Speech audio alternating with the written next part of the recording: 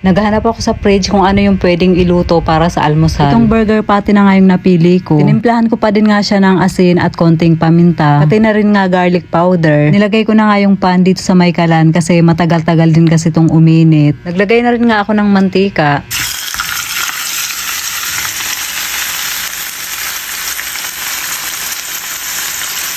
Meron din nga ako nakitang price dito kaya nilabas ko na rin. Magluluto din ako kahit kaunti. Habang niluluto ko nga yung patty, naglabas na rin ako ng pipino at saka kamatis. Luto na nga yung patty, then sinunod ko na nga tong price.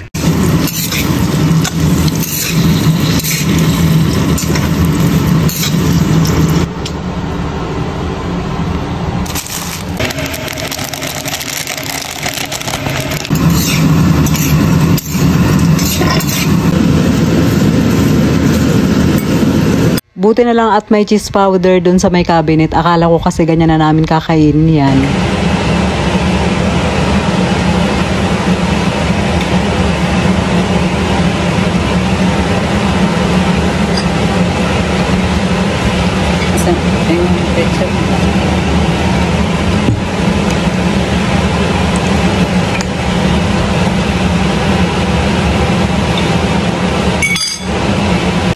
Sobrang nabusog nga ako sa almusal ko today. Isang tinapay pa lang talaga mabubusog ka na.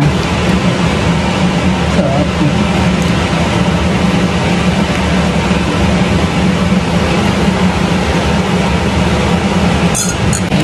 niya.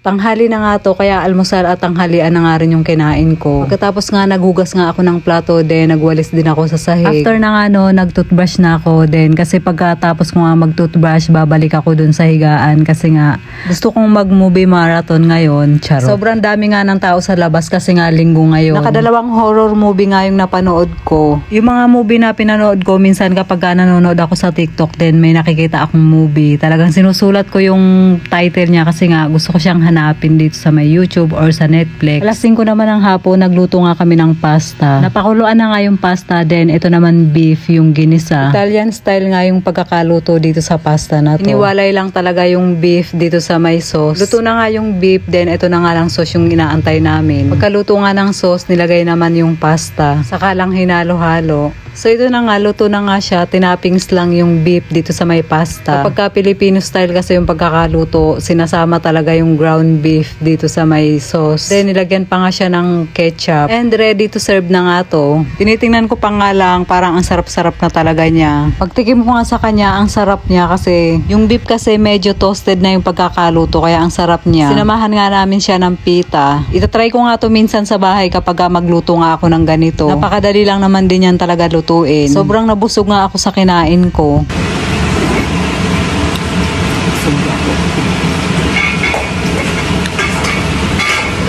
Bandang alas 7 naman ng gabi, bumaba ako kasi maglulublob muna ako at magbababad sa pool. Meron ngang liga ng basketball dito ngayon. Dun sa nagwe-wave na pool, sarado na nga, kaya dito ako pupunta sa may residential pool. Ito naman, nagsasarado siya ng alas 9, kaya pwede pa din talagang gumamit.